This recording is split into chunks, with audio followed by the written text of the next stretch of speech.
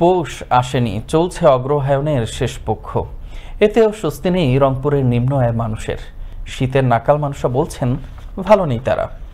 আবহাওয়া অফিস থেকেও মিলছে না কোনো সুসংবাদ। রংপুর থেকে মাহফুজ আলম প্রিন্সের প্রতিবেদনে আরো জানাচ্ছেন জয়নাল আবেদিন। দুদিন থেকে হঠাৎ কুয়াশা আর হিমেল হাওয়া ডাক দিচ্ছে পৌষের কাছাকাছি শীতের তীব্রতা। যেন শীতের পুরো আমেজ মিলেছে উত্তরের জেলা রংপুরে। দুপুরে সূর্যের দেখা না মিললেও দিন ও রাতে কুয়াশার সঙ্গে বইছে ঠান্ডা বাতাস। দিনের বেলায়ও কুয়াশায় ঝাপসা চারপাশ।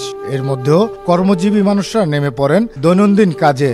নিম্ন আয়ের শীতার্তরা বলছেন এই শীতে ভালো নেই তারা। এত তাড়াতাড়ি যে শীতটা নেমে গেছে আমরা আসলে বুঝতে পারি নাই। হঠাৎ করে এই শীতটা নামার ফলে আমরা অনেক দুর্ভোগে পড়েছি। কুয়াশাটা না কালকে থেকে বেশি, কালকে সন্ধ্যা থেকে রাস্তাঘাটটা একদম অন্ধকার হয়ে গেছে। লাইটগুলো মনে করেন কুয়াশার জন্য লাইটগুলো নিভে যাইতেছে, এরকম মনে হয় কিচ্ছু দেখা যায় না দুই চোখে। আমাদের অবস্থা ভালো না, কামাই রোজগার নাই, গাড়ি চলবার পাইছিল না, বুঝলেন। খুব কাঁপতে কাঁপতে আসি, ভাড়া নাই, ভাড়া কম, আমার তো গাড়ি চড়ে না মানুষ। শীতে মনে করেন রেইনকোট দিয়েও তাল পাইতেছি না।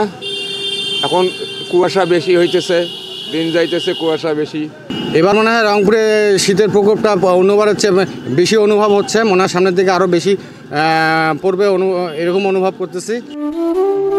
ইতিমধ্যে শীতের প্রকোপ বাড়তে শুরু করেছে বলে জানায় আবহাওয়া অফিস। নেই কোনো সুখবর। চলতি মাসের শেষের দিকে আরও একটি শৈত্যপ্রবাহ হওয়ার কথা জানান আবহাওয়া অফিসের এই কর্মকর্তা। এই মাসে সাধারণত তাপমাত্রা বেশ ফল করে এবং এটা কন্টিনিউ করে জানুয়ারি টু ফেব্রুয়ারি পর্যন্ত। আজকে সর্বনিম্ন তাপমাত্রা রেকর্ড করা হয়েছে 13.1 ডিগ্রি সেলসিয়াস রংপুর বিভাগের তেঁতুলিয়াতে, এবং সেই সাথে সাথে কুয়াশাও পড়েছে। কুয়াশা সাধারণত মধ্যরাত থেকে শুরু করে সকাল পর্যন্ত কুয়াশাটা বিরাজমান। সেটা আগামী কমপক্ষে 13 তারিখ পর্যন্ত এই অবস্থাটা বিরাজমান থাকার সম্ভাবনা রয়েছে।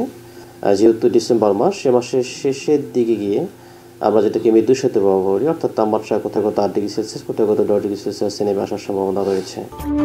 শীতের শুরুতে কনকনে ঠান্ডা বাতাসে নগর জীবনে নেমে এসেছে স্থবিরতা। তীব্র শীতে ছিন্নমূল মানুষের রাত কাটে অসহনীয় দুর্ভোগে। প্রাকৃতিক এই বৈরিতা থেকে বাঁচতে সমাজের বিত্তবানদের প্রতি সাহায্যের আবেদন রংপুরের অসহায় মুখগুলোর। জয়নাল আবেদিন, আনন্দ টিভি, ন্যাশনাল ডেস্ক।